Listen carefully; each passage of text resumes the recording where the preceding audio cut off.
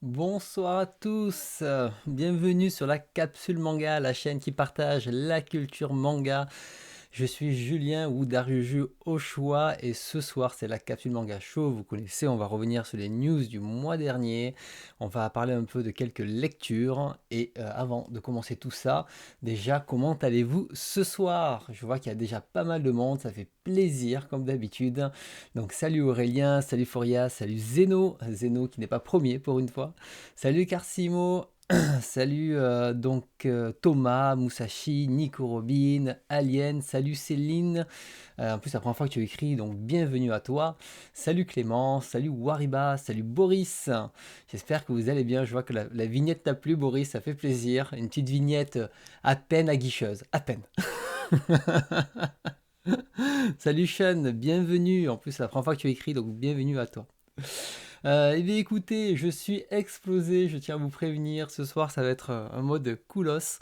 Le week-end dernier, j'avais des amis à la maison, je me suis couché à 5 h du matin, donc je paye encore le truc. En plus cette semaine, comme chaque année, enfin chaque année, depuis l'année dernière, j'accompagne un ami qui fait le ramadan, je dis ok, ben allez, je fais une semaine avec toi, et donc du coup, je mange que le soir. Alors t'as la journée, puisqu'aujourd'hui j'ai fait une journée de boulot qui était dingue, c'est-à-dire que j'ai commencé à 8 h, j'ai fini à 17 h 30 non-stop. Donc j'ai même pas pris de pause à midi, et vraiment non-stop, j'étais explosé. Donc aujourd'hui j'ai fait une journée de, je sais plus, 9 h, 9 h 30 sans m'arrêter, sans pause.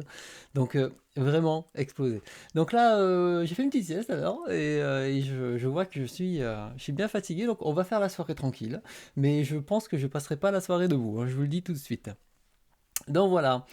Mais sinon, ça va. Ça va, ça va. Donc après, non, ça va très bien. C'est juste que là, j'ai un peu enchaîné. J'ai fait, bon, je crois que maintenant, il faut plus que je me couche à pas d'heure. Ça ne, c'est plus mon âge. C'est fini, c'est fini. Il faut que je sois raisonnable maintenant. Il faut que je me couche tôt. Donc voilà. Mais non, non, après, ça va. Je suis content de faire la soirée. C'est un truc que j'avais envie de faire et tout. Mais on va le faire un peu à la cool. Ouais, ouais, non, non, mais j'ai les petits yeux. Je suis fatigué. Je suis fatigué. Donc c'est pour ça. Donc voilà. Sinon après, non, non, la routine, il y a pas de truc particulier, tout va bien sur le truc. Je dirais que là, ouais, j'aurai 2-3 jours de sommeil ce week-end. Je vais dormir, hein, clairement. Je vais rattraper mon sommeil. Je vais en avoir vraiment besoin. Mais là, j'avais pas envie d'annuler pour ce soir, quoi.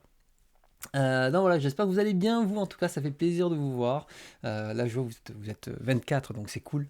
Et on va passer une bonne soirée. Il y a des petits trucs à dire ce mois-ci, donc ça va être cool. Et puis des lectures comme d'hab, hein, des comics et tout. Ouais, non, mais ouais, je vais dormir 12 heures d'affilée, oui. Ce week-end, je ne fais plus rien. Bon, déjà demain matin, je suis en télétravail, donc je vais pouvoir au moins dormir un tout petit peu plus. Voilà, je pourrais mettre le réveil à 8h30, au moins je vais pouvoir dormir un peu. Et puis après, le week-end n'est pas loin, quoi. Donc ça ira. Donc, sinon, quoi de neuf? Ouais, quand tu es... Oui, c'est ça. Le week-end, c'est un autre angle, clairement.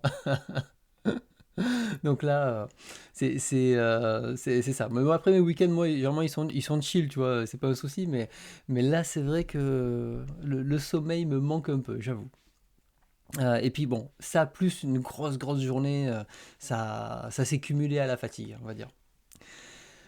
Concernant la chaîne, si on doit faire un peu des news rapides avant de démarrer cette soirée, la semaine dernière, pour ceux qui ne l'ont pas vu, j'ai fait un live avec Mangas, donc Badass et un peu Ed qui est venu en début de soirée. On est revenu sur la Japan Expo. Donc copiez le lien, je vous le colle dans le chat, comme ça vous l'aurez. Donc c'était une soirée, ça a duré 3 heures, dont 2 h 30 je pense sur la Japan Expo. Et donc on a chacun fait notre retour sur notre chaîne respective, mais on s'est dit que ça serait pas mal peut-être de faire une discussion autour de Japan Expo, à la fois notre ressenti global, mais aussi un peu l'évolution, ce qu'on attendait, ce qui nous a déçus, ce qui nous plaisait. On a peut-être questionné quelques éléments d'Angoulême. Donc c'était voilà, c'est pas réellement sur le contenu puisque ça vous l'avez sur la chaîne de chacun, mais voilà. Donc il y avait ça. Et au début il y avait une petite partie, enfin une partie que 45 minutes où Ed parlait un peu parle de la Japan Expo Sud pour ceux que ça intéresse. Mais voilà, donc je vous invite à voir l'émission si vous ne l'avez pas vue. Et la semaine prochaine, j'en profite, donc Badass, on va refaire la même vidéo qu'on avait fait la dernière fois. Je ne sais pas si vous vous rappelez, manga Badass. On avait fait un petit concept très simple. Je ne sais pas où il aura mis, je ne sais pas si c'est dans les lives, peut-être c'est dans les lives.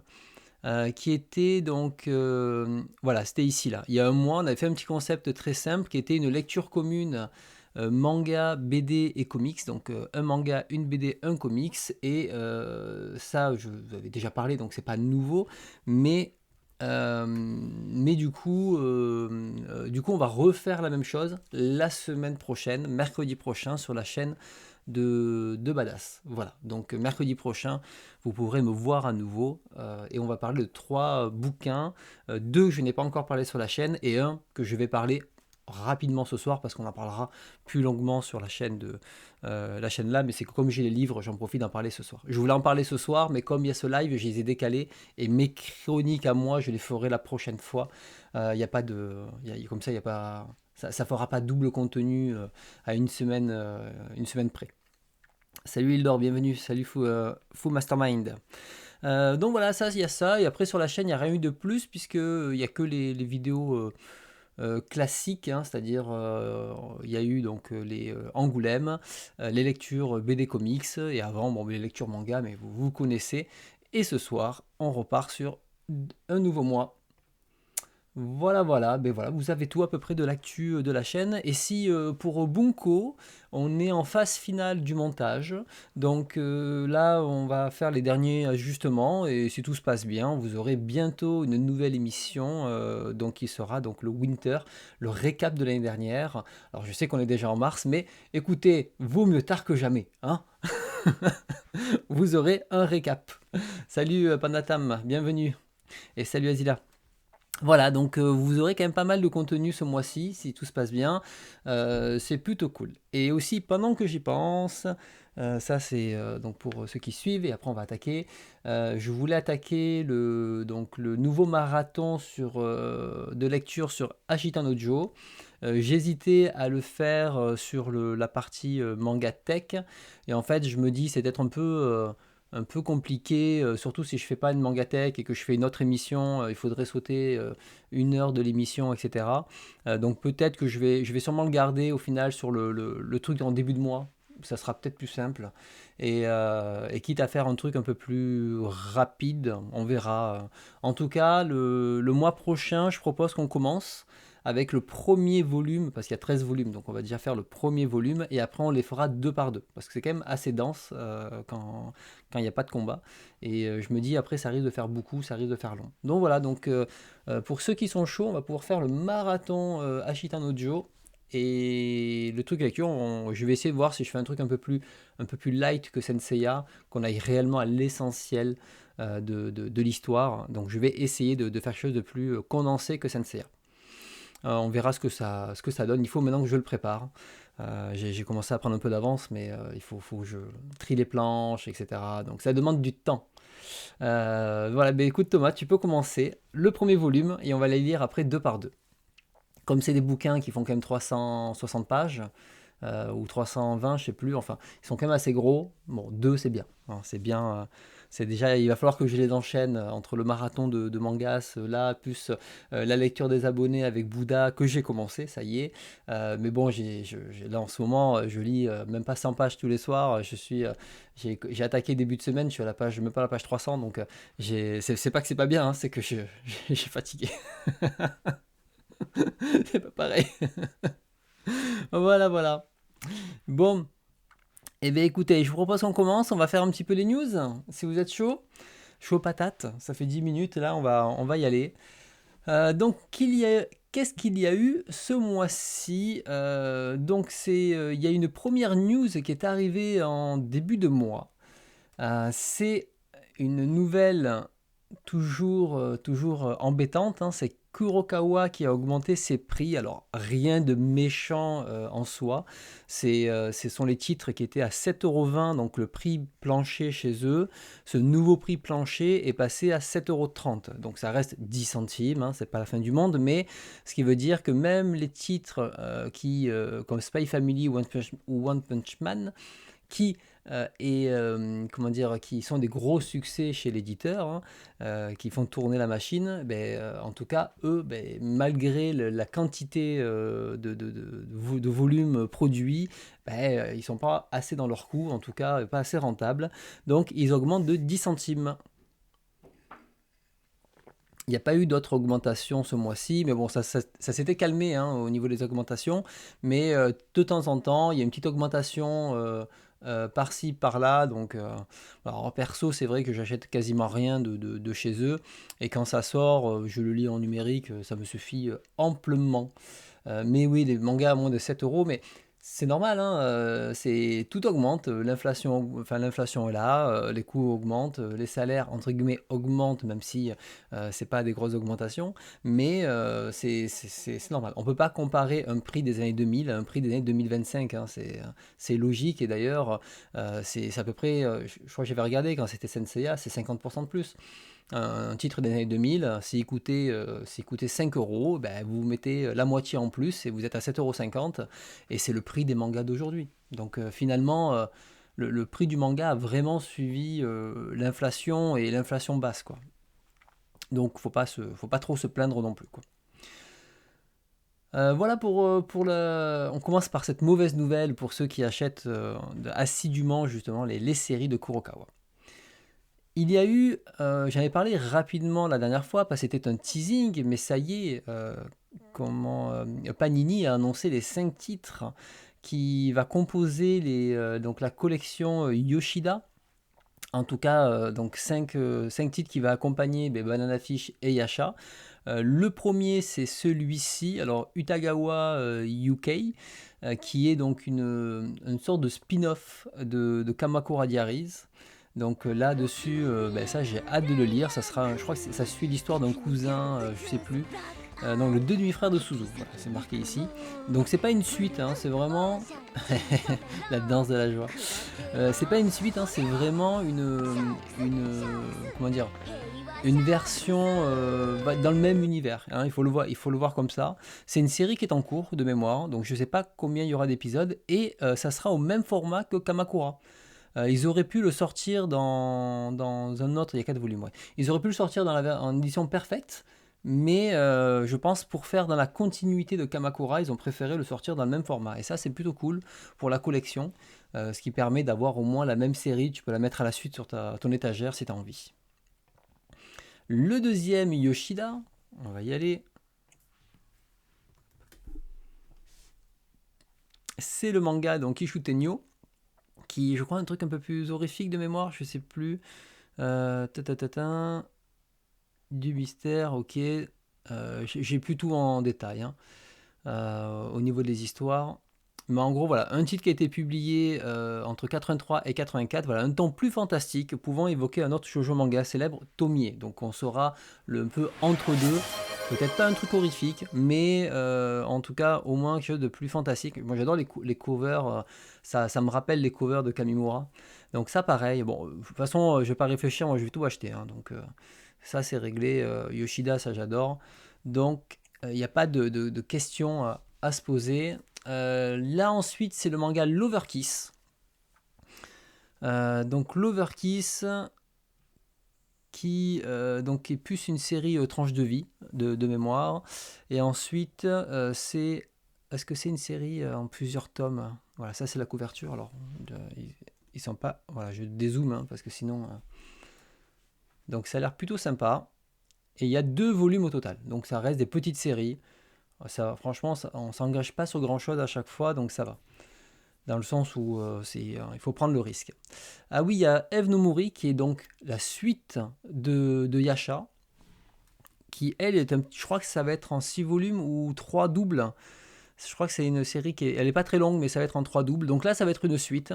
Donc à découvrir. Si c'est bien celle-là, hein. Non, c'est peut-être pas celle-là, pardon. C'est celle, je me trompe avec une autre. Hop là, je me suis trompé de ligne. C'est celle-ci, Endo Mori, pardon. Celle-ci, voilà, c'est la suite de Yasha. D'ailleurs, c'est marqué là. Je me disais, en fait, dans mes liens, j'ai mal lu. Et donc, 3 tomes, voilà, c'est ça. Je trouvais pas les infos. Donc, en 3 tomes, on verra ce que ça donne, cette suite. Et il y avait donc Sakura no Sono, ce que je vous ai montré juste avant. Alors là, par contre, je ne me rappelle plus de celui-là. Donc un casting qui évoque plus les sœurs de Kamako Radiaris que le duo H et Eiji. Donc c'est un peu voilà entre les deux. Donc ça va être plus du tranche de vie très certainement. Et il y a donc un volume, pareil, un one shot. Donc finalement si on récap, si on regarde les 5 titres, on a 3 volumes. Je crois qu'on a voilà, c'est marqué un one shot, 2 volumes, et là 4 volumes en cours, sachant que le rythme est pas lent, donc honnêtement, ça fait 7 volumes plus la série en cours, donc ça va. C'est une dizaine de tomes là à acheter, rien de, y a pas, comment dire, il n'y a pas énormément finalement de tomes, donc c'est parfait pour découvrir l'autrice. Je sais pas qui va l'acheter, Yoshida justement. Toi Zeno, c'est bon, on a compris, hein, tu vas le prendre. Est-ce qu'il y a d'autres personnes qui sont intéressées par ça? Dites-le moi en commentaire dans le chat. Sinon, une autre annonce qui avait l'air pas mal, alors certains ont déjà fait des retours sur le Discord, c'est Un amour démoniaque. C'est en tout cas, j'aime beaucoup le dessin. Alors, c'est la même autrice, je crois que c'est une autrice, hein, donc du vendeur de magasins de vélo. Et, donc voilà, donc ça avait l'air pas mal. Je crois qu'il y avait une. Hop là, pardon. Ça, c'est quoi? C'est Nautiljon. Je crois qu'il y avait un moment une preview sur un site. Donc je me dis pourquoi pas, ça peut peut-être me faire découvrir l'autrice, parce que c'est vrai que la série, l'autre, j'étais moins tenté. Non, j'ai pas l'aperçu, mais c'est pas grave. C'est pas grave. Pour Yoshida, bon, je vous ai un petit peu expliqué rapidement les genres, hein, Clément. Et honnêtement, du Banana Fish ou Yasha, c'est du très très bon récit. Et même Kamakura Diary, c'est vraiment. Enfin, tout ce que j'ai lu d'elle, c'était super, quoi. Je vous invite à découvrir ça. Allez, une autre annonce, on est toujours dans les annonces, c'est Black Paradox, il va revenir chez Delcourt Tonkam. Alors c'est vrai, j'ai pas fait beaucoup de promos pour tous les hitos, parce qu'au moins il y en avait beaucoup. Mais Black Paradox, c'est une bonne série. Moi j'ai beaucoup aimé. Là, presque j'aurais aimé qu'il y ait un dernier chapitre. Un dernier chapitre pour aller encore plus loin dans la folie, mais c'est déjà une bonne lecture. Achilla, tu disais donc Un amour démoniaque, donc assez sympa, mais pas vraiment de fin. Ok, ça reste sur une fin ouverte. Bon, mais c'est bon à savoir. Alors, qu'est-ce qu'on a après? On a ça, une nouvelle qui m'a bien fait plaisir. C'est l'annonce du guidebook de Doro et Doro qui sortira bientôt chez Soleil. Donc on le voit ici, le guidebook. Donc ça c'est bien. Donc à la fois ça montre que la série a vraiment rencontré son succès, parce que sortir un guidebook c'est pas rien. Mais au début, bon, moi les guidebooks c'est pas le truc qui me hype immédiatement. Mais quand j'ai commencé à creuser, en fait il y a beaucoup de récits inédits à l'intérieur. Et j'étais tombé sur une vidéo sur YouTube qui montrait justement le contenu du guidebook. Et en fait, il y a vraiment beaucoup d'histoires inédites. Je crois que je sais plus si c'est celui-là. Hop là. Je crois que c'est celui-ci. Non. Modern Slug et guidebook. Voilà, c'est le guidebook là. Et vous voyez, en fait, il y a énormément de contenu. Au début, il y a les caractères comme ça, là, donc les personnages. Et après, on a énormément de ça. Donc ça vaut vraiment le coup de jeter un œil. Et ça, voilà, vu la quantité d'histoires qu'il y a, je me suis dit ça, je vais le prendre, c'est sûr. Hop là. Salut Mabo, bienvenue. Donc le guidebook, très très bonne nouvelle. Je sais pas si vous allez le prendre ou pas, mais clairement, moi je vais le prendre. Je sais pas combien ça fait de tomes. Et ceux qui n'ont toujours pas lu Doro et Doro, vraiment, allez-y, ça fait partie de ces séries coup de cœur ouais, qui sont géniales, quoi. Bienvenue Aigenga et Chombi aussi, je t'avais pas dit bonjour, bienvenue aussi. Euh, Ouais, mais c'est ça, hein, Furiaz. Je pensais pas au début, puis je me suis dit, bon, on va quand même regarder ce qu'il y a dedans. Et quand j'ai vu qu'il y avait autant de contenu, je me suis dit, ah bah oui, là, s'il y a vraiment des histoires inédites, parce que, bon, des fiches de caractère, j'en ai acheté avant du Dragon Ball, du Kenshin, du machin, et puis finalement, j'en fais rien de ces livres. C'est pas un truc que j'ai envie de me prendre. Donc, je préfère, ça, c'est pas. Mais là, c'est vraiment intéressant. Alors, une autre nouvelle. Hop, c'est le tome 0 de Hunter x Hunter qui va sortir chez Kana. Alors, je vous avoue, apparemment tout le monde était au courant de ça. Je n'étais absolument pas au courant. Je confesse, je n'étais absolument pas au courant de ça. Donc là, ils ont décidé de le sortir dans un coffret limité. Alors, on le voit, le livre est assez fin quand même. Il n'est pas très épais. Donc pas le choix. Alors ils ont fait un dos vert pour la version collector, c'est un peu dommage, mais bon, c'est pas très grave. Seul truc que je trouve un peu violent, c'est le prix. Parce qu'un bouquin, ça vaut 7 balles. Là, ils ont décidé de mettre à 15 euros pour avoir le tome 0. Donc on paye un peu cher le fourreau et le petit livre pour avoir le tome 0. Et il n'y a pas le choix, ils ne le vendent pas séparément. Moi, donc bon, après, tu me diras, il l'aurait vendu à combien? À 6 euros, 7 euros. Euh, Autant prendre le coffret et puis c'est réglé. Bien entendu, comme tout coffret, si vous le voulez, ne tardez pas parce qu'il risque d'être assez vite pris. Je ne sais pas de quoi est composé ce tome 0, je n'ai aucune idée. Mais ça, il faudra attendre le 4 juillet avec la sortie du tome 38. Et c'est exactement ça. C'est exactement ça comment dire, c'est la passion. On paye la passion pour un coffret que, bon, perso, il ne m'intéresse absolument pas. Ça va rester un bout de carton dans lequel on fait glisser 2 livres. Mais voilà, sachez que ça sort. C'est des Hunter x Hunter, c'est un des rares shonen dans lequel je parle sur ma chaîne qui mérite d'être lu. Alors, ouais, ça continue toujours, hein, Mabo. C'est une nouvelle saga aujourd'hui. C'est plus Gon qui est le héros. Alors, une autre nouvelle que j'ai mis, c'est exactement Boris. Hein, on donne notre argent pour Hunter, on réfléchit pas. C'est Delcourt Tonkam qui réédite Tough. C'est assez fou parce que c'est une série qui fait quand même 42 tomes. Je crois, la première édition, elle date des années 2000. Hein, elle est ultra vieille, la première édition. Si je fais édition VF, je prends le premier tome. Le premier tome est sorti en 99, les gars. 99. Et le tome 42, il est sorti en 2007. Donc vraiment, quoi. C'est ouf. Et là, ils ont annoncé qu'ils allaient sortir à nouveau cette série. Moi, perso, je pensais que c'est ce genre de série qui jamais ne reviendrait, clairement. Ouais, c'est pour Badass, hein, clairement. Là, c'est l'annonce pour. Je lui ai envoyé d'ailleurs, dès qu'il a dit ça, c'est pour toi. Et donc, du coup, ouais, c'est une bonne nouvelle, parce que ça veut dire que n'importe quelle licence a un potentiel de revenir sur le devant de la scène. Parce que moi, pour moi, c'était ce genre de licence, tu l'as sorti à une époque, c'est oublié, et finalement, ça revient.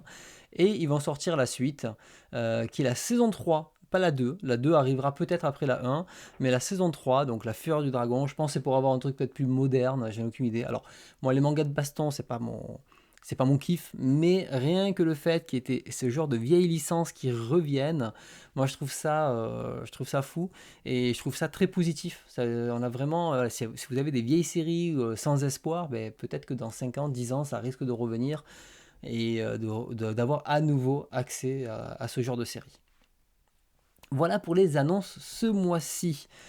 Il n'y a pas eu énormément d'annonces, j'avoue, c'était pas le plus passionnant, mais voilà. Oui, ouais, ouais, je pense que ouais, Boris, c'est bien ta cam. Après, ça va avec un peu les baquis, ça va avec un peu tout ça. Donc, à découvrir. Moi, si je lis ça, ça sera plus du numérique que de l'achat physique, ça c'est sûr. Ça, c'est du popcorn, hein, c'est du bon divertissement, il faut pas chercher plus, quoi. Alors, je vous propose de passer sur les news et les actualités sur les mangas et autour du manga. Donc, la première, c'est celle-ci. Vous savez que Black Box sont très forts pour nous communiquer des messages qui nous disent que la valeur humaine est au centre de leur activité, que la communauté pour eux c'est quelque chose qui est extrêmement important, qu'il faut respecter les artistes, tout ce qu'on veut, patati patata, etc., etc., etc. Et ils nous ont pondu une vidéo, je vais vous envoyer le lien, faite 100% en IA dégueulasse, où il présente avec une voix totalement synthétique. Alors je ne sais pas si on peut mettre. Beauté viscérale s'ouvre sur un chapitre intitulé Les couleurs de l'enfer, dans lequel le lecteur pourra retrouver une trentaine d'illustrations couleurs. Voilà, je m'arrête là, c'est juste ça, hein, c'est un bonhomme en IA qui parle avec Vide, donc qui est le générateur, parce que c'est la version gratuite, naturellement, avec ben, aucun intérêt. En fait, c'est que ça ne donne ni envie, il n'y a même pas de contenu affiché, c'est inhumain, c'est froid, parce que c'est une IA, mais qui est extrêmement mal faite. C'est vraiment, parce que ok, tu es une petite maison d'édition, tu as utilisé l'IA pour te faire un peu de promo, de machin et tout. Je me dis, bon, ben, c'est pourquoi pas. Allez, il faut être tolérant quand même. Mais là, quand je vois ce truc-là, je me dis, mais c'est juste pas possible en fait. C'est pas possible de proposer ça et ensuite envoyer des messages comme quoi l'humain est au cœur du truc. Ça va pas quoi.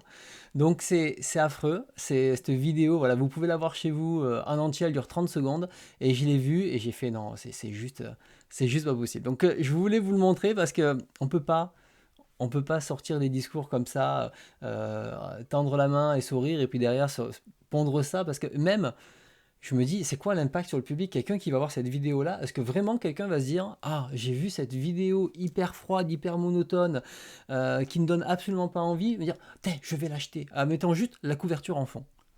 Bah, c'est pas comme ça que ça marche. Si tu veux atteindre les personnes, bah, tu dois montrer. Quand, je sais pas, quand je vous montre des bouquins, il y a une envie, il y a une passion, donc ça peut vous donner envie d'acheter. C'est pour ça qu'on a envie. Et c'est pas un poisson d'avril, hein. Malheureusement, avril est bien plus loin. C'était il y a 2 semaines. Donc voilà. Ils ont mis un joli monsieur généré, généré par ordinateur, attention. Donc voilà, donc bon, c'était la petite news, ça m'a fait rire, hein. Ça m'a fait rire. Je continue. Alors, on a d'autres actus et après on pourra passer à Mangetsu, parce que vous êtes venus pour ça, je le sais. Une autre nouvelle, c'est Manga.io qui est passé sur trouver un associé. Donc ils ont réussi justement à trouver des associés et donc 2 personnes qui vont investir 250 000 balles, un truc comme ça. Et en plus, alors j'ai pas mis la news, mais en plus ils ont ouvert leur capital. Ouais, qui veut être mon associé? Ils vont ouvrir leur capital au grand public, ça va être limité, etc. Donc ils avaient fait une précommande. En tout cas, la bonne nouvelle qu'il faut voir dans tout ça, c'est que Manga.io a eu une belle visibilité. Et apparemment, là, sur leur Discord, ils disaient que Télématin avait aussi relayé la nouvelle, et ça, c'était pas quelque chose qu'ils savaient. Ils l'ont découvert là. Et c'est ça qui manquait en fait aussi à Manga.io, c'est-à-dire que, ok, dans la communauté manga, les gens connaissaient Manga.io, beaucoup n'ont pas fait le pas parce que, bon, voilà, même 7 euros, c'est encore trop cher pour eux. Mais quand c'est du coup ben, les ménages classiques qui sont pas du tout dans le manga, qui sont pas du tout là-dedans, voient ce genre d'annonce passer à la télé, ça fait connaître le service et ça peut faire convertir énormément de personnes. C'est-à-dire que ben, vous avez des parents qui vont se dire mais pourquoi j'achèterais les gamins ont déjà tous une tablette, donc pourquoi ils achèteraient enfin, sans One Piece si ils pourraient les lire potentiellement sur Manga.io.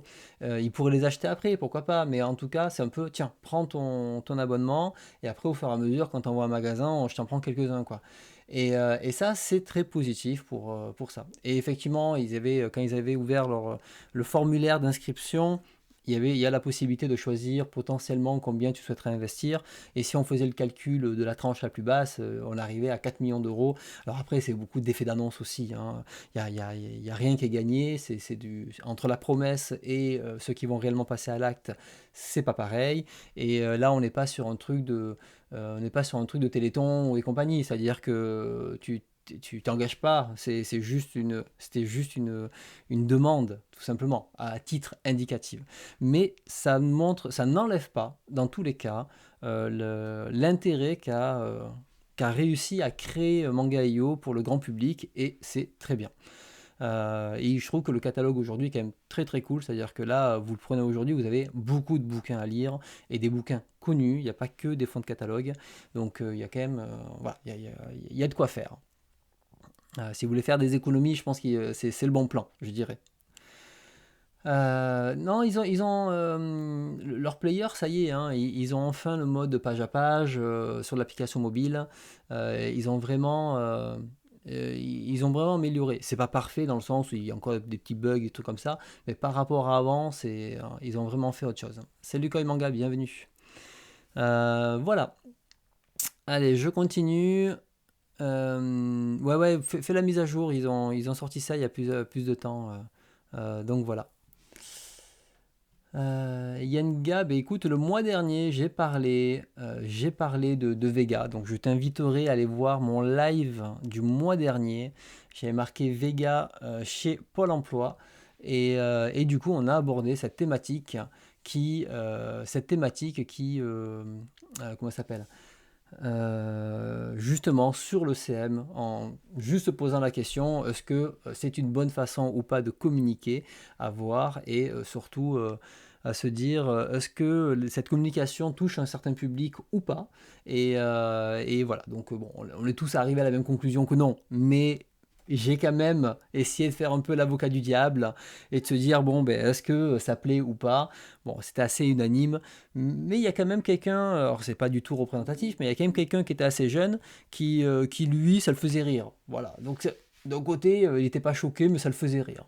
Alors peut-être qu'avec le temps, ça le fera encore plus rire et ça trouvera ça sympa, aucune idée, mais là, je pense que les gens sont un peu moins choqués que les tranches plus âgées.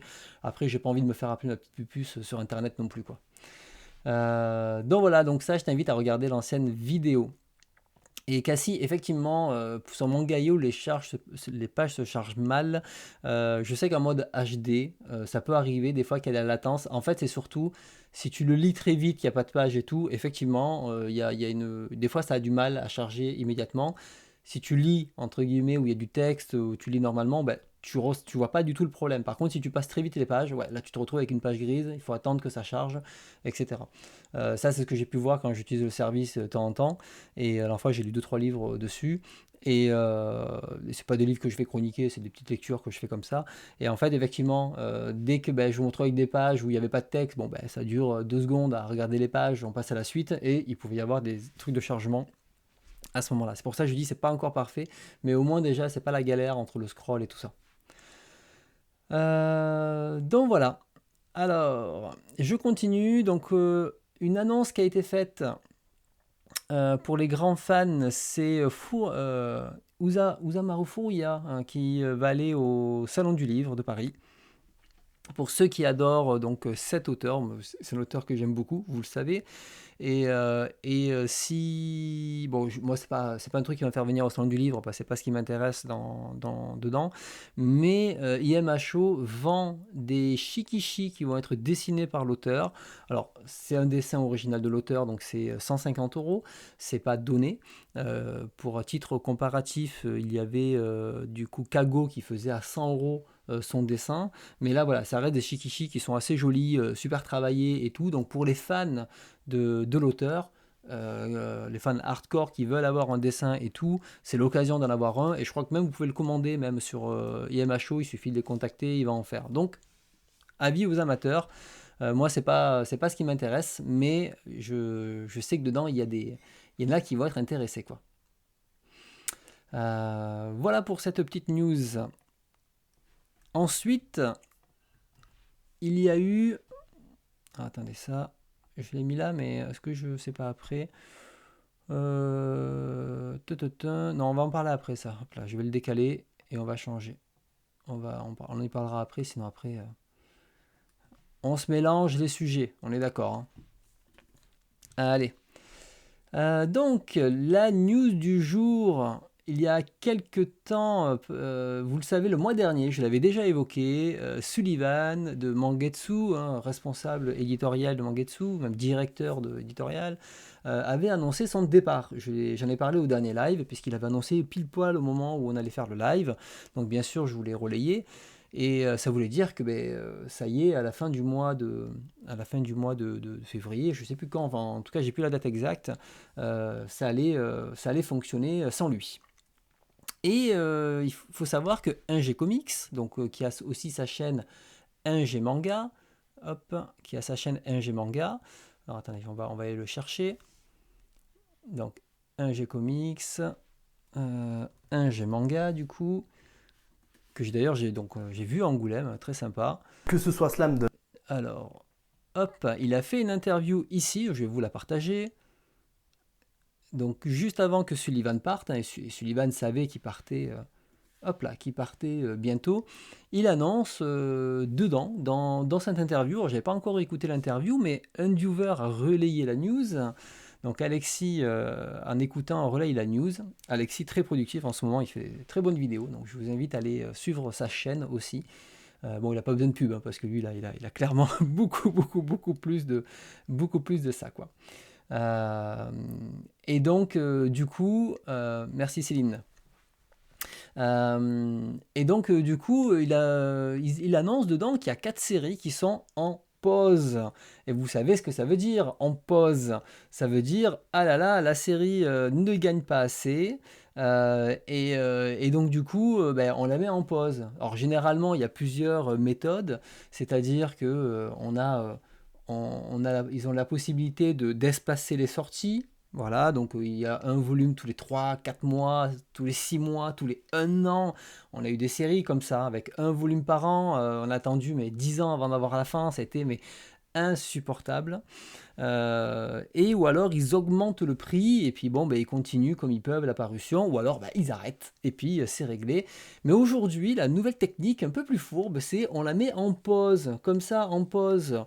Ça fait pas de bruit, parce qu'il n'y a que les personnes qui suivent la série qui peuvent râler, et s'ils sont 6, c'est pas grave, on les entendra pas.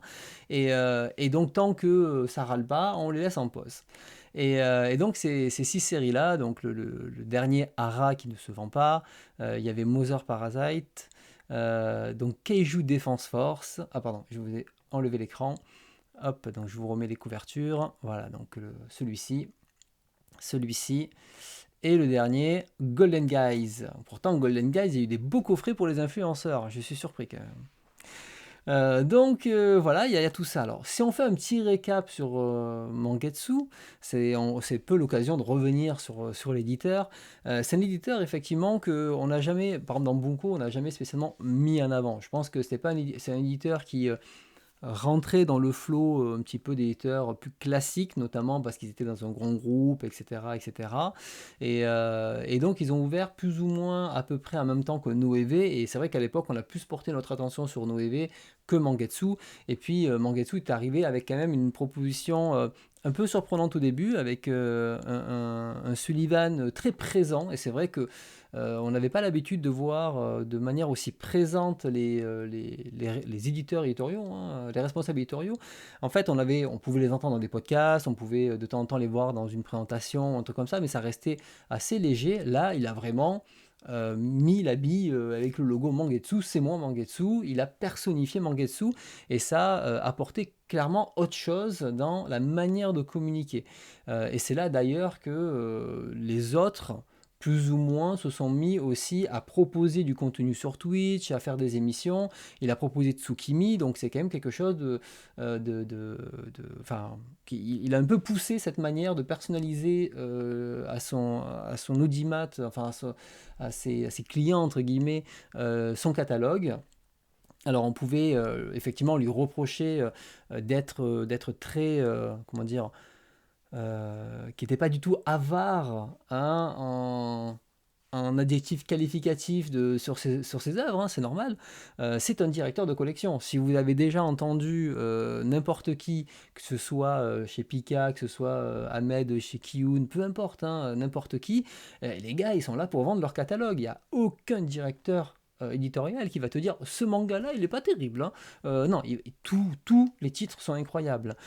Sauf que la différence, c'est que comme on avait une personne en face, c'était beaucoup plus facile de s'identifier, beaucoup plus facile de faire confiance, même si on pouvait avoir certaines déceptions ou critiquer ou pointer du doigt en tout cas la manière de présenter, qui était des fois un petit peu effectivement exagérée dans le truc. Je pense que Junji Ito, par exemple, chaque mois c'était son nouveau préféré, mais avec un c'est le nouveau qui est sorti, mais le nouveau au Japon, mais des histoires courtes, des histoires moyennes, des histoires plus longues. Enfin, il était extrêmement inventif. Moi, ça, je l'applaudis et ça enlève pas du tout la qualité de personnel de Sullivan. Attention, hein. Mais c'est vrai que dans sa communication, c'était assez surprenant.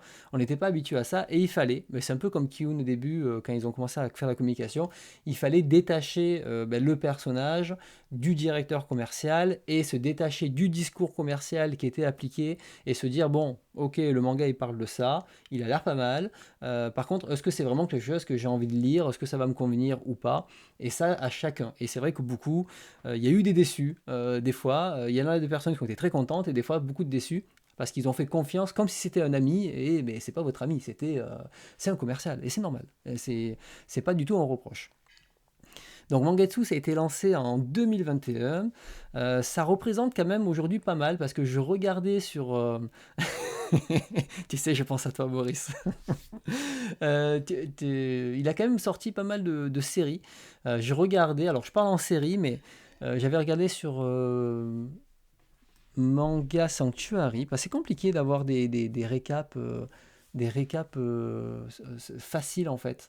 Sur Manga Sanctuary, alors, hop là, c'était dans la base de données, je crois, éditeur, M.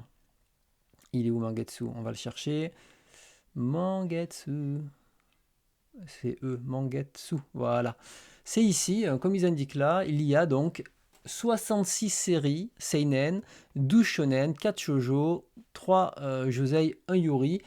Comment dire, le classement m'intéresse peu, c'est pas ça, peu importe ce qu'ils ont sorti, mais on voit qu'ils ont sorti à peu près 80, ouais, 80 séries. Donc 80 séries fois les volumes qui vont derrière, ça fait quand même pas mal de monde qui sont sortis au catalogue en l'espace de 4 ans. Et d'ailleurs, il le dit lui-même, c'est vrai qu'ils avaient un rythme quand même assez important, surtout pour une maison d'édition qui se lance. Ça n'a pas empêché de sortir quelques séries très cool, notamment faire la collection Koten qui prenait un petit peu plus de risques. Il y avait eu moi Détective Panda Agency, j'avais beaucoup aimé. Moi j'avais beaucoup aimé Bibliomania. Donc il y avait quelques titres comme ça qui sortaient du lot et qui pouvaient plaire. Et surtout, ils remettaient Junji Ito. Il n'y avait pas qu'à, effectivement. Chaque one-shot, c'est comme une série, effectivement. Donc c'est pour ça qu'il y a des one-shots et les séries plus longues. Mais si tu prends un Ohashi où il y a 30 volumes, c'est... voilà, si tu prends ça, ça multiplie du coup le nombre. J'ai pas le nombre de volumes, mais je pense que le nombre de volumes, on doit être peut-être à peut-être 200, 300 volumes, hein, j'en ai aucune idée. Du PTSD Radio aussi, par exemple, qui sortait un peu du lot. Alors, je l'ai pas lu, mais Mibugi Shiden aussi, qui avait l'air pas mal, etc., etc. Ce qui s'est passé, c'est qu'au début, quand ils sont arrivés, bon, ils sont arrivés un petit peu aussi en mode, bon, nous, on va faire des prix moins chers que les autres, hein. Et ils avaient sorti Tomie à 25 euros, alors que Delcourt Tankam le sortait à 30 euros. Alors, il y a eu un peu le problème de la qualité du papier qui était arrivé, où tout le monde avait dit oui, c'est bien de mettre un bel écrin, mais si tu as du papier transparent, c'est pas cool. Et donc, il avait dû faire une sorte de mea culpa en disant ouais, oui, c'est pas le papier qu'on voulait au début, machin. Bon, bref, en gros, ça avait un peu gratté parce qu'il fallait rentrer dans les coups. Et finalement, très rapidement, Tomie est repassé à 28 euros. Et donc ça a été en juillet 2021, donc ils sont donc 6 mois après.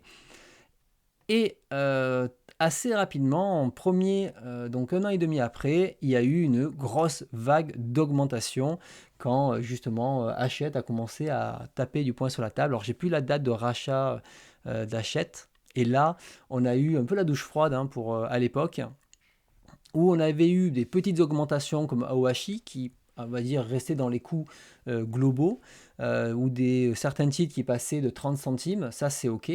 Par contre, on avait certains titres qui étaient passés comme Shoten no Ken de 10 euros à 13 euros, donc ça faisait 3 euros d'augmentation. Tout ce qui était les petits, enfin les hardcovers assez petits, mais bim, pareil, ils ont pris 3 euros.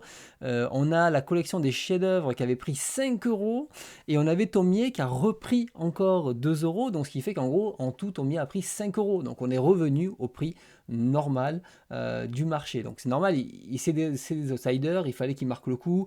Bam, ils ont fait ça, et ils se sont dit, bah allez, comment dire, on y va, et puis de toute façon, même s'il y a la grogne des lecteurs, ils finiront par acheter au bout d'un moment, et c'est exactement ce qui se passe, parce que le prix était trop bas par rapport aux produits proposés, et même un Tomier à 25 euros, finalement, le seuil de rentabilité était tellement élevé que il fallait mettre 5 euros de plus, parce que c'est ça qui permet de faire une marge et de pouvoir gagner de l'argent dessus. Donc ça faisait quand même une augmentation qui était assez violente. Et depuis, il n'y avait pas eu grand-chose de plus. Ils ont continué tranquillement leur petit bout de chemin. Ils ont arrêté les Tsukimi parce que ça prenait beaucoup de temps à préparer. Ils avaient autre chose. Et là, on sentait que c'était compliqué. C'est-à-dire que plus ça allait, on sentait que Sullivan avait de moins en moins comment dire, de levier dans son travail, puisqu'à la fois, en gros, il y avait au-dessus de lui des compteurs de gestion qui lui disaient non, non, ton titre il sortira à tel prix parce que c'est comme ça. Et du coup, je pense qu'il se sentait aussi très frustré de tout ça. D'ailleurs, à un moment, il y avait le même problème chez iComics, donc la branche comics qui dirigeait aussi, et chez cette branche-là, il avait fait une vidéo sur iComics, et cette vidéo, il dit clairement, écoutez, moi je peux rien faire, je trouve les prix trop chers, vous avez qu'à appeler les commerciaux si les prix vous plaisent pas, moi j'ai tout fait pour ça. Pour essayer de limiter les trucs, mais ça n'a pas suffi, j'ai plus de pouvoir là-dessus. Donc il s'est désengagé de ça parce que il peut pas mener toutes les guerres, toutes les batailles, et surtout je rappelle qu'il travaille pour une société, et quand on travaille pour une société et qu'on a un poste à responsabilité, c'est soit on rentre dans l'esprit de la société et c'est comme ça et on accepte, soit on est contre, et ça veut dire qu'on n'a plus sa place dans la société, tout simplement. C'est comme ça que ça marche. Donc là, bien sûr, il était sur le départ, il n'a pas annoncé encore son projet, ce qu'il souhaitait faire, mais il a dit que ce n'était pas dans le manga. Je pense qu'il y reviendra à terme, hein. C'est quelque chose qui lui plaît. Je vous invite à écouter le podcast de Alligato Podcast qui avait reçu Sullivan, et qui a parlé de tout son parcours avec Comics Blog, etc. C'est hyper intéressant de voir toute sa progression, donc je vous invite à aller l'écouter. Pour savoir comment il est arrivé, comment il a monté Mangetsu et tout. Donc c'était c'est vraiment intéressant. Et donc aujourd'hui, on arrive à un point où, là, ça y est, il n'y a plus Sullivan, on va dire, pour essayer je sais pas, de freiner un petit peu les trucs. Et là, maintenant, c'est le groupe qui dirige. Et le groupe qui dirige, c'est là où on a appris qu'il y a 4 séries qui étaient en pause. Et c'est là où je disais, alors, c'est pas nouveau, hein. Je veux dire, c'est pas surprenant. Tous les éditeurs ont des titres en pause. C'est juste que ça ne se voit pas dans le flot de sortie, et il faudrait qu'à chaque fois, on ait un fichier qui nous dit attention, le dernier truc est sorti il y a plus de 6 mois, et en fait, il y en a des volumes au Japon. Enfin, vous imaginez la complexité que ça serait pour l'avoir. Il faudrait des bases de données à jour en permanence avec des alertes, chose que en tant que particulier, vous n'avez pas. Il n'y a que des sites d'information qui pourraient faire ça, et c'est pas eux qui vont le faire, ça c'est sûr. Et donc, du coup, qu'est-ce qui va arriver? Alors, c'est pas nouveau. Si on regarde par exemple chez Cornelius, Vous prenez Tatsumi, ça fait une éternité qu'il n'y a pas eu de nouveau titre. Vous prenez Docteur Toilette, on attend toujours le tome 2. Ça, c'est ce genre d'exemple. Mais il n'y a pas longtemps, Vega avait mis Kagura Ride, quelque chose comme ça, en pause pour une raison inconnue. Et là, ils l'ont relancé à nouveau.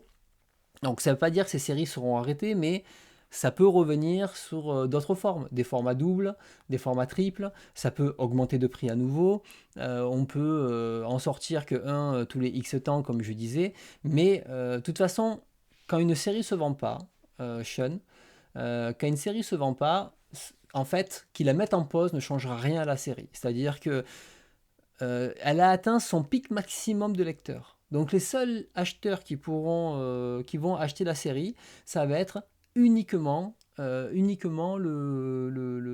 qui l'ont. Donc ces gens-là, ils l'achèteront, ou s'ils n'étaient pas intéressés, ils l'auraient arrêté avant. Donc finalement, il n'y a que les complétistes qui vont finir la série, et il n'y a pas de nouveaux lecteurs, parce qu'ils voient le volume 10 d'une série, ils vont dire, si j'attaquais avec le volume 1, c'est fini. Ils voient le 10, ils disent, oh, 10 volumes déjà, je laisse tomber.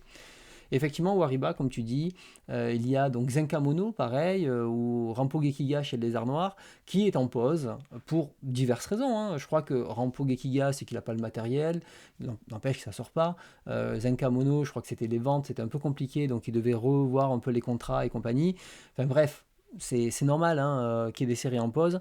Et je rappelle encore qu'il y a des séries, des fois, qui sont arrêtées.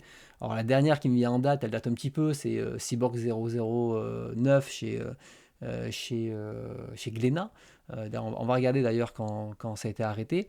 Mais est-ce que vous avez d'autres exemples de séries simplement qui ont été arrêtées, qui ne sont pas allées jusqu'au bout, récentes et où vraiment l'éditeur a dit j'arrête, et pas pour une raison de je ferme, hein, pour vraiment la raison stop. 2014, donc ça fait quand même, moi le dernier exemple que j'ai, il a 10 ans déjà. Mais il y a 10 ans, il y avait encore des séries qui s'arrêtaient. Et à l'époque, on était déjà en mode le respect jusqu'au bout, etc. Donc il y a bien sûr certains éditeurs comme Kana qui continuent leur publication. Et ça, bien sûr, il y a toujours il y a toujours des bons élèves. Hein. Là, je pointe certains exemples. Voilà, donc c'était pour dire aujourd'hui, mais qu'est-ce qui attend Mangetsu demain, puisque, comme je disais, parce que Mangetsu est à la dérive du fait qu'il ait quand même perdu sa tête pensante. Alors aujourd'hui, il faut bien se dire que tous des contrats de manga qui sortent, ça fait déjà 1 an, 2 ans que c'est signé. Donc là, pendant 1 an, toute l'année 2025, vous allez avoir des titres qui ont déjà été négociés par Sullivan à l'époque. Et donc ouais, pour Sullivan. Et donc, c'est à partir plutôt de 2026 que il y aura donc, comment dire, il y aura sûrement des titres qui viendront cette fois, soit du nouveau responsable éditorial, soit du groupe, peu importe. On verra comment ça se passe. Et il faut penser aussi qu'avec le rachat d'Hachette, il y a eu des fusions de services entre iComics, Mangetsu et Hachette. Et c'est pour ça d'ailleurs qu'il y avait les problèmes de production sur Downrunner, hein, donc le comics que j'avais mentionné, qui avait été croppé, mal imprimé, etc. Parce que c'est pas exactement la même manière d'imprimer des comics que des mangas. Et donc il y a eu plein de choses, plein de choses comme ça. Et là, on se peut se dire, bon, pour l'instant, pendant 1 an, on va pas trop voir de changements, mais à partir de 2026, on va commencer à avoir des changements. L'équipe en interne a changé, ce n'est plus la même. Là, il y a Lucisco, qui est le graphiste, il n'a pas annoncé, mais il a annoncé qu'il avait une grande nouvelle. Donc, on verra à l'heure où je vous parle. Il n'y a pas de, comment dire, il y a rien de concret, mais ce qui part, ce qu'il est sur un nouveau projet, peu importe. En tout cas, je pense qu'il y aura du changement en interne parce que Sullivan était quand même le liant entre tout ça. C'est lui qui donnait l'énergie, c'est lui qui faisait avancer les équipes. Ça, c'était une des forces de Sullivan. Le fait qu'il soit plus là, peut-être que cette partie d'équipe n'aura pas envie de rester. Donc le Mangetsu qu'on connaît aujourd'hui va changer. Et l'image de Mangetsu va beaucoup changer avec le prochain directeur éditorial. Il n'est pas connu. Peut-être que c'était comment Stéphane Ferrand qui est parti de Vega. Peut-être qu'il va reprendre la suite. Hein, on ne sait jamais. Hein. On sait jamais. En tout cas, je pense que la place est libre, ou peut-être quelqu'un d'autre, mais ça va donner en tout cas un nouveau visage à Mangetsu, et le Mangetsu que vous connaissez aujourd'hui, ben, demain ne sera pas le même. Donc il faut dès maintenant comment dire, quand il y aura des annonces, vous dire, ok, bon ben il y a ça. Là, tout ce que je peux dire, c'est que, pardon, tout ce que je peux dire, c'est qu'effectivement, le fait qu'Hachette décide de mettre des séries en pause, en termes d'image, ça va être extrêmement mauvais pour l'éditeur. Quand la confiance part, c'est très difficile. C'est ce qui s'est passé avec Noévé, hein, quand on avait fait la soirée où j'avais expliqué tout Noévé. C'était le problème de Noévé. Et bien, le souci, c'est que là, en se disant, ah, ben en fait, j'achète une série, elle est en pause.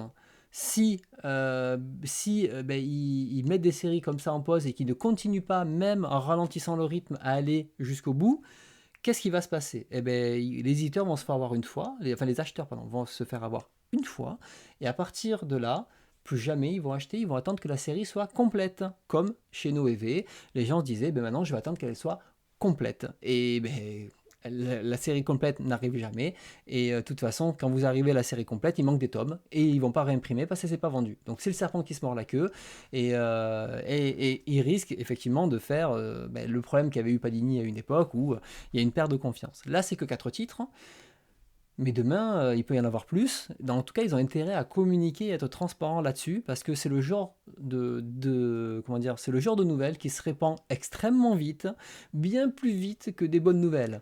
Donc dès qu'il y a un problème, et Hachette aujourd'hui, effectivement, moi, si vous voulez, si vous regardez chez les romans, peu importe, etc., de manière générale, vous avez beaucoup de romans, vous pouvez avoir le tome 1, ça s'est pas vendu, il n'y aura jamais le tome 2, hein, puis c'est fini, hein, ça fait partie de la vie, hein. Et même si c'est de la traduction, c'est juste qu'on n'est pas dans ce domaine-là, donc on n'y fait pas gaffe. Le manga, on fait un peu plus attention, et c'est tout. Maintenant, on peut comprendre aussi. On peut comprendre que c'est pas rentable, ça reste une entreprise qui doit gagner de l'argent, ils ont des salaires à payer, etc. Ben, elle se vend pas, ben, pourquoi ils la vendraient? Pour l'amour et la gloire du truc. Enfin non, ils ont aucune, contractuellement, ils n'ont aucune obligation. Et il faut quand même pas oublier que ça reste des entreprises, hein, derrière. C'est pas pour leur donner raison, hein, moi le premier. Hein, je suis dégoûté qu'une série, j'ai plusieurs séries inachevées chez moi. Ça dégoûte, mais il faut bien penser qu'il y a, il y a ça. Bah, les Japonais, ils gagnent pas d'argent. Au bout d'un moment, enfin, ils ont payé l'avance, ils ont eu l'avance, ils n'ont pas plus de thunes, donc ils se disent bon ben, de toute façon, on a déjà eu les sous. Si vous voulez arrêter, arrêtez là. De toute façon, on n'aura pas plus d'argent. Donc oui, bah après un moment, j'avais vu passer, alors désolé, je ne peux pas cliquer sur tous vos messages, mais du coup, il y avait la solution, les contenus en numérique. Ouais, le problème, c'est que ça ne marche pas. On le sait très bien, le problème du numérique, c'est que le lecteur français veut son livre. Il préfère acheter un livre tout défoncé d'occasion pour avoir la version physique que se dire je vais avoir une belle version numérique.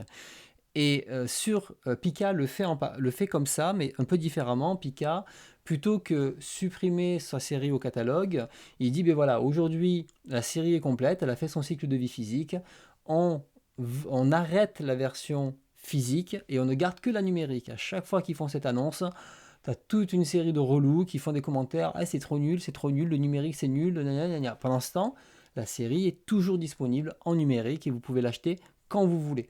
Et donc ça, ben voilà, c'est l'avantage. Maintenant, imagine, on te dit ta série ne sortira qu'en numérique. Combien de personnes vont vraiment faire le pas pour acheter la série en numérique, sachant que le plus gros des coûts, ça va être au final la traduction, le lettrage, c'est une grosse partie du coût. Pour vendre un livre 5 euros en numérique, c'est pas là où ils vont gagner de l'argent. Quel est l'intérêt pour eux? Donc ils vont pas le faire. Donc voilà, c'est pour ça que il y a le, comment dire, là, ils ont intérêt à pas faire le mauvais move. S'il y a une transition à faire, il faut qu'ils rassurent les lecteurs qui se sont attachés à Sullivan aujourd'hui, et Sullivan ne sera plus là pour les épauler, ou ne sera là que pour comment dire, ne sera là que pour les épauler temporairement, comme il l'expliquait, mais il ne sera plus, en tout cas, le responsable de ça. Et ensuite, il va falloir qu'ils répondent à ces questions de séries en cours et se dire, bon, mais qu'est-ce qu'on fait? Et demain, c'est quoi votre stratégie? C'est quoi votre vision du manga sur le marché? Si c'est juste sortir des séries pour sortir des séries. Voilà, donc oui, après ils peuvent prendre un influenceur, peu importe, hein, c'est à eux de décider ce qu'ils veulent faire. Mais pour moi, ils sont dans une phase transitoire où, et c'est ce que je disais au début hein, de Mangetsu, dans Bunko, on l'a déjà évoqué plusieurs fois, le fait que Sullivan porte, porte Mangetsu d'un point de vue humain, ben, fait qu'aussi le jour où il part, eh ben, il part avec l'identité de Mangetsu. Et aujourd'hui, Mangetsu se retrouve avec un éditeur sans identité réelle. Et c'est vrai. Maintenant, si on devait qualifier Mangetsu, avant on disait ben, il y avait Sullivan. Et Sullivan, voilà, il y a le Sullivan Show, certes, mais il savait vendre ses trucs, il savait le mettre en avant. Là, demain, comment ça va se passer? Si demain il n'y a pas une personne, s'il y a une personne publique qui reprend la suite comme Sullivan, je pense qu'il va se prendre des. Ça va être très dur de passer derrière lui et d'arriver à faire ça. On va proposer quelque chose de plus classique. Ben, les lecteurs vont peut-être très certainement de comment dire ouais bon ok cette communication elle est ultra classique, elle est moins intéressante, elle est moins passionnante et donc se délaisser un petit peu du catalogue Mangetsu par défaut. Et c'est vrai qu'il y avait un gros affect humain au final avec Sullivan et ça c'était assez important. Donc voilà, donc c'était un sujet que j'avais envie de mettre en avant de ce mois-ci. J'ai pas plus à dire parce qu'il y a encore j'aurais pu creuser plein de choses. J'ai pas pu creuser comme je voulais, mais je voulais au moins remonter les éléments que je trouvais importants. Et voilà, donc c'est juste pour vous dire que il y a un tournant dans l'éditeur. On va voir comment ils embrayent le truc. Le fait qu'ils mettent les séries en pause, c'est très mauvais signe. Donc ça veut dire que ben, c'est ceux qui suivent en tout cas l'éditeur n'achèteront pas des séries immédiatement de peur que leur série soit en pause. Et sinon vont aller vers des séries très courtes pour être sûr de limiter la casse. Et si aujourd'hui il y a des séries de plus en plus courtes, c'est normal, c'est aussi que ben, les lecteurs veulent prendre de moins en moins de risques, et c'est le serpent qui se mord la queue. Ils prennent pas des risques, les séries longues se vendent pas, automatiquement c'est pas rentable, et du coup on a tous ces problèmes. C'est pour ça que clairement, pour moi la solution aujourd'hui c'est de donner accès à des catalogues sur des abonnements, ça peut faire découvrir les titres, donner envie de le lire, et si ça donne envie, de l'acheter derrière. Et c'est ça qu'il faut faire en fait. Notamment comment Kana a fait ça avec Kuragashi, là, le dernier titre qu'ils ont sorti, ils avaient tout mis sur Manga Plus, tout traduit. Donc si dès Japan Expo on pouvait lire tout la série, et dès que le volume sortait, ben, on pouvait racheter immédiatement la série, la relire en manga, la suivre et suivre en même temps en parallèle le truc. Et ils ont fait un super move. Et ce qui fait que ben, la série s'est plutôt bien vendue, a bien démarré. Voilà. Kagurabashi, effectivement. Donc voilà, la série s'est plutôt bien vendue et eh ben, c'était un bon move. Voilà, ça c'est une bonne chose. Et pourquoi? Parce qu'elle a mis à disposition sur une plateforme numérique et des personnes sont allées le lire et ça a créé de l'engouement. Si demain tu le mets sur Mangayo, etc., ben, ça peut créer de l'engouement et de se dire, ben, cette série-là, pourquoi pas? Moi, quand je vois la série comme de baseball ou Awashi, c'est pas des séries moi qui m'attirent. Par contre, elle serait sur Mangayo, je me dirais, pourquoi pas? Je vais tenter, je vais lire et aussi bien, je vais kiffer et je vais dévorer le truc. Et ils sont rémunérés en le lisant sur la plateforme, quoi. Donc c'est, pour moi, c'est tout bénéfique. Voilà, je vais pas parler plus, hein, parce qu'après on va tourner en rond et vous avez compris l'idée hein, aujourd'hui de cette transition, un petit peu l'historique rapide, vraiment rapide de Mangetsu. Mais clairement là, c'est achète à force de tirer sur les prix et tout. Eh ben, au bout d'un moment, ça peut être compliqué. Hein. On va regarder ce que achète contrôle. Ah ben toi tu as tel label, tel label, tel label, tel label. Hop, c'est fini. Maintenant j'attends que la série soit complète avant d'acheter et je prends plus de risques. Et l'acheteur aujourd'hui, ben, il fera ça quoi. Voilà. Voilà pour Mangetsu. Bon, vous avez pas mal commenté, j'ai essayé de lire en diagonale tout ce que vous avez mis. Il se peut, j'ai raté des petites choses, hein, désolé. Mais voilà, vous avez à peu près l'idée. Eh bien, je propose qu'on passe à la suite. Ouais, la force d'achat, on n'achète plus ça. Quand on a un gros groupe, en fait, avec beaucoup de pognon derrière, c'est plus compliqué d'accepter le fait qu'il y ait des séries qui soient en pause. Allez, je propose qu'on enchaîne. Il y a eu cette nouvelle, donc là on va passer aux news Japon. Alors généralement, c'est là où quand je vois dans mes replays, tout le monde coupe. Alors donc du coup, les news Japon, on a appris que l'ère des cristaux a gagné le 45e prix d'un prix de SF. Donc il y a le dernier tome qui arrive bientôt. Moi je vous invite vraiment à lire l'ère des cristaux. Je trouve ça vraiment génial. Donc allez découvrir l'ère des cristaux. Et il y avait aussi un titre spécial du mérite à titre posthume pour l'ensemble de son œuvre à Humes qui a aussi été récompensé. Des fois j'ai envie de dire trop tard les gars, il est plus là. Effectivement, c'est disponible sur Manga.io, l'ère des cristaux, donc vous n'avez pas de, vous avez pas de raison de ne pas le lire. Et vraiment, moi, l'ère des cristaux, je les ai achetés en physique, et franchement, ils sont physiques, elle est un peu naze, hein. Alors, ouais, elle brille sur le devant, mais alors, le papier, il est pas ouf. Et je pense que je garderai pas ma version physique à terme pour garder qu'une version numérique. Et pas parce que le manga me plaît pas, hein, vraiment parce que la version physique, elle est pas terrible. Ensuite, on avait donc cette news que j'avais mis tout à l'heure que je remets maintenant. On a Mizuki, le créateur de Kitaro, intronisé au temple de la renommée Eisner. C'est donc les Will Eisner Comics Industry Awards 2025. Donc voilà, qui va faire un hommage à Mizuki. Donc c'est important de le noter. Hop. Voilà, les précédents intronisés temples japonais au temple de la renommée, donc il y avait Tezuka, Kazuo Kaike, Koseki Kojima, Otomo, Rumiko Takahashi, Moto Hagio, Kenji Nakazawa, Akira Toriyama et Naoki Urasawa. Ah oui, non, pardon. Les deux derniers étaient parmi les sélectionnés, mais l'ont pas eu. En tout cas, voilà, il y a des belles têtes d'affiche et il mérite sa place. Hop là. Alors, je continue. On a eu donc le 29e prix culturel Osamu Tezuka. On avait donc les nominés qui étaient dévoilés avec un Battle Scar, avec une couverture assez réaliste. On a le Ma vie en 24 images secondes. On a Oshinoko. On a Ocean Rush qu'on connaît. Et d'autres titres que je ne connais pas, mais c'est un Mari Okazaki ici. Et elle, je ne connais pas. En tout cas, voilà, on a ces titres qui ont été nominés. On en a pas mal en France, c'est surtout ça que je voulais mettre en avant. Et je ne sais pas lequel gagnera, mais il y a quand même des bons titres dans le lot. Allez, il nous reste 2 news pour finir tout ça. Donc, on a la NHK. Je vais vous partager la news, celle-ci vous intéressera un petit peu plus. Donc on a la NHK qui a mis en ligne, je ne l'ai pas vu, mais qui a mis en ligne une vidéo sur l'auteur de Détective Conan, donc Aoyama Gosho. Si ça vous intéresse, c'est l'occasion d'aller voir donc, la vidéo. Et ça sera disponible jusqu'au 28 décembre.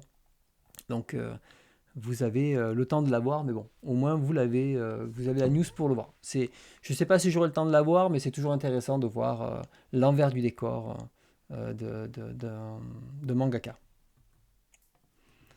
Et la dernière news pour ce soir, c'est un nouveau volet pour le manga Césarée de Fuyumi Soryo.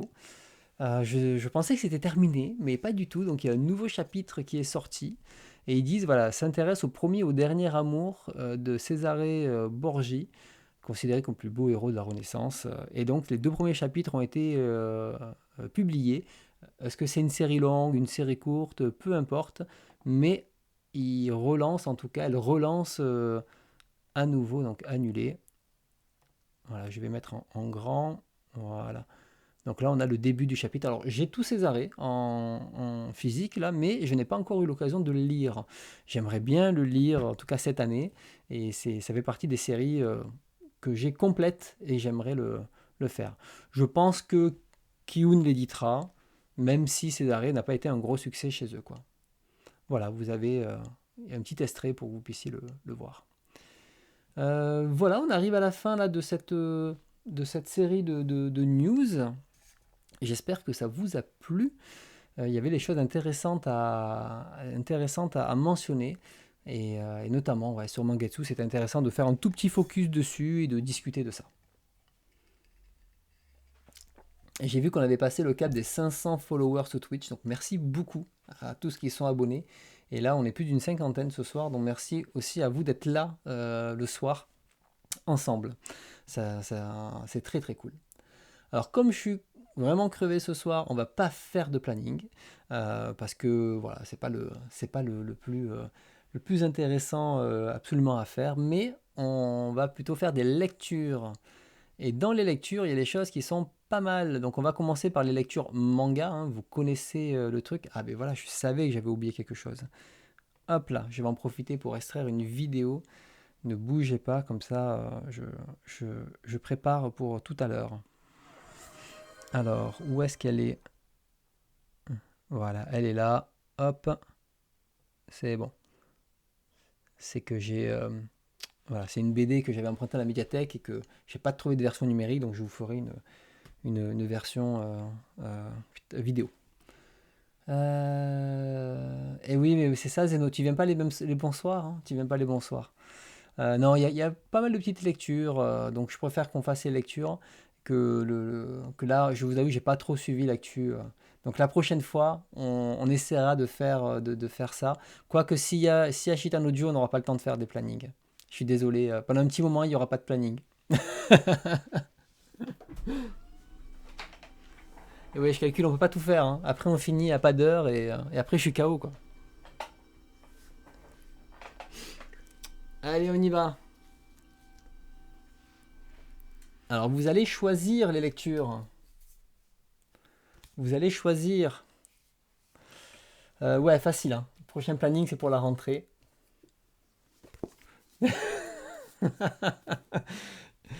Il y a des privilèges. Il y a des privilèges d'être numéro un. Vous pouvez me parler en direct, vous voyez. Ah.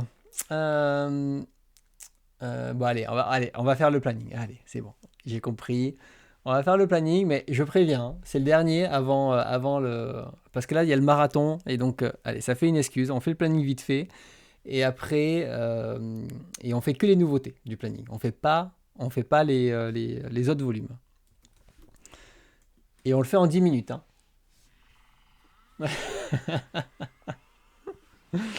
Alors, planning, nouveauté, c'est bon. Je vois que ça vous fait plaisir. Je vois que ça vous fait plaisir. Le planning, c'est incroyable, hein. Ça vous plaît ce planning. Alors non, je ne peux pas faire ça. Je ne peux pas faire ça, voilà. On va plutôt faire ça.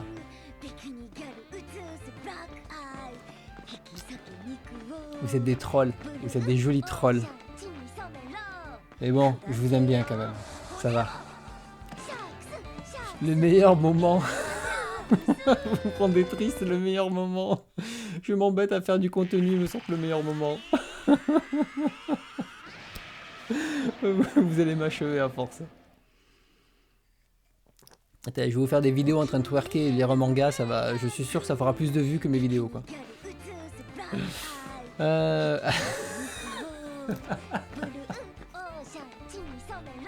Mais oui, vous lâchez toutes les trucs les plus longues. Vous avez trop de points, les gars. Vous avez trop de points. Salut Rude, bienvenue. Allez, on y va. Bon, tant pis, moi j'enchaîne, hein. Lancez les caméras que vous voulez, c'est pas grave, hein. Je commence.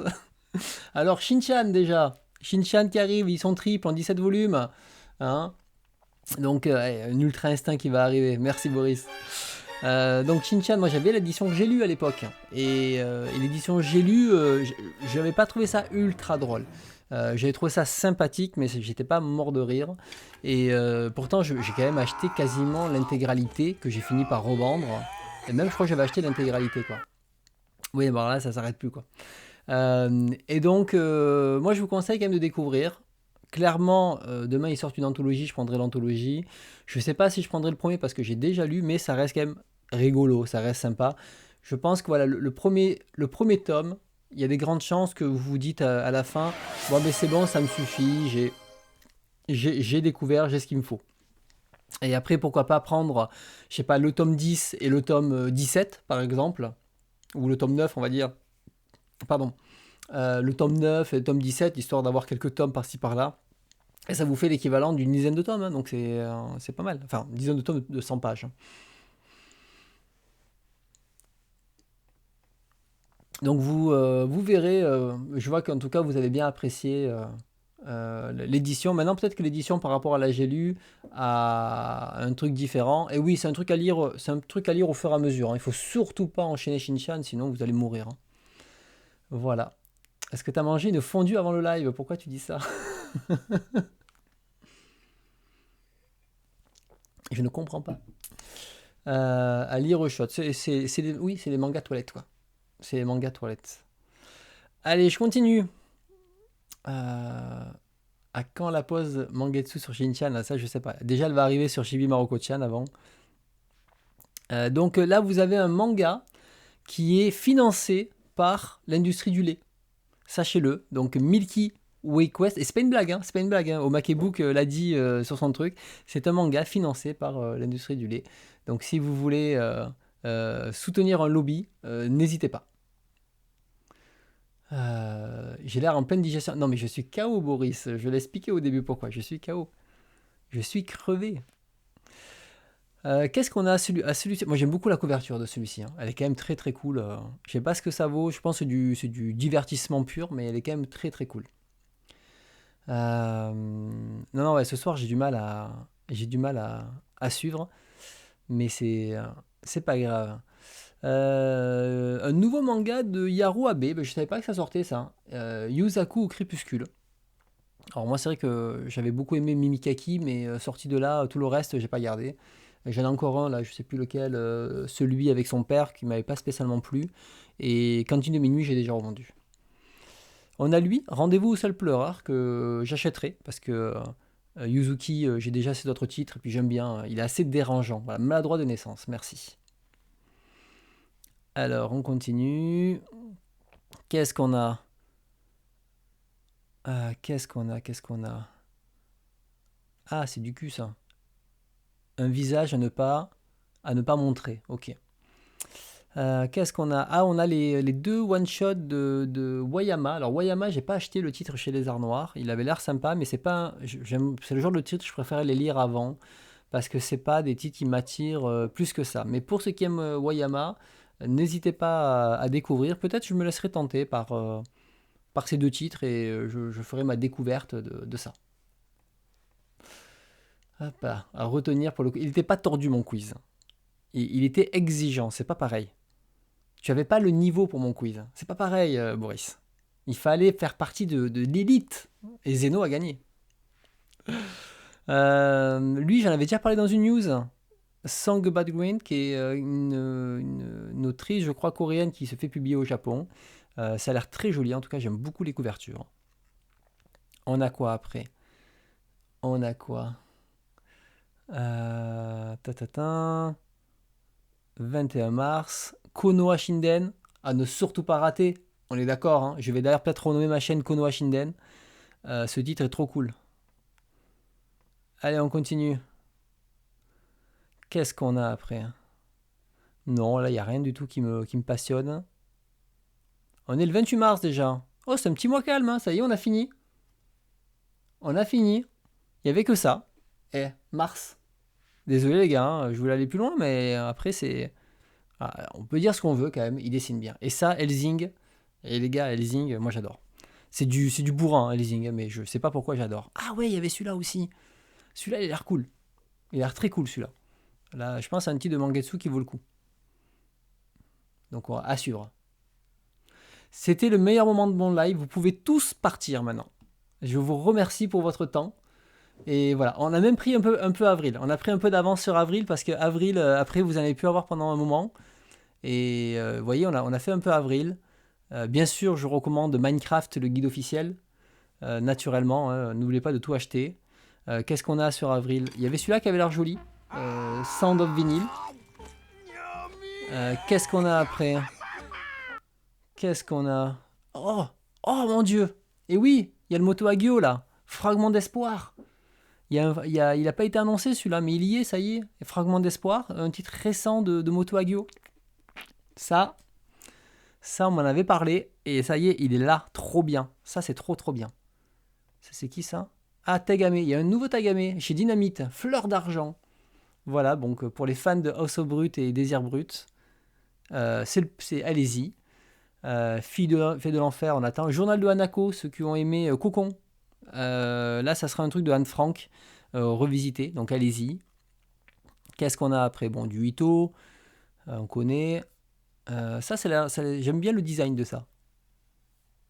À voir ce que ça vaut, hein, je ne sais pas quoi. Ouais, il est sorti de nulle part, on m'en avait parlé que ça allait sortir, et là, ça y est, il y est quoi. Qu'est-ce qu'on a après? Je regarde vite fait, hein. On a même fait avril, hein, regardez. N'oubliez pas d'acheter May Favorite, Arène Spiral et L'amour après les cours. Et Water Drop Girl, très important pour soutenir l'industrie. On a le Eve no Mori qui arrive du coup le 30 avril, bientôt. Qu'est-ce qu'on a après? Bon, on a le Niei qui arrive aussi. On est déjà en mai là, hein, les gars. Hein. Nouveau Adachi. Hop. Le Sorcière qu'il faut pas rater. Le nouvel Alabaster, nouvelle édition que je vais racheter, bien entendu.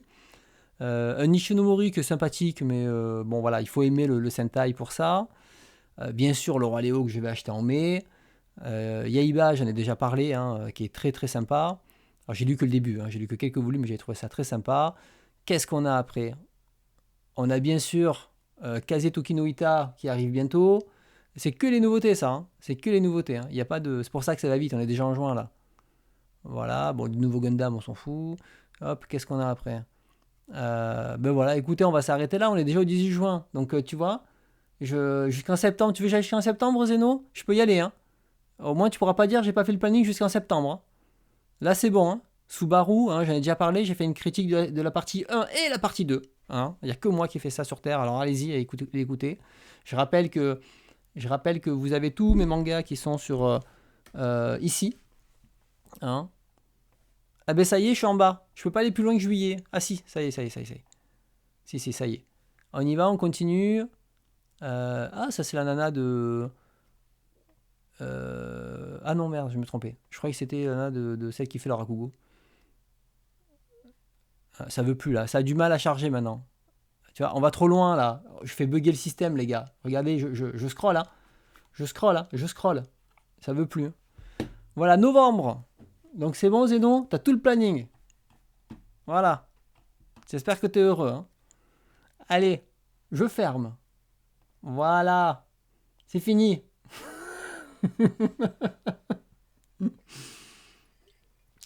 En 10 minutes, je vous ai fait le planning de l'année, les gars.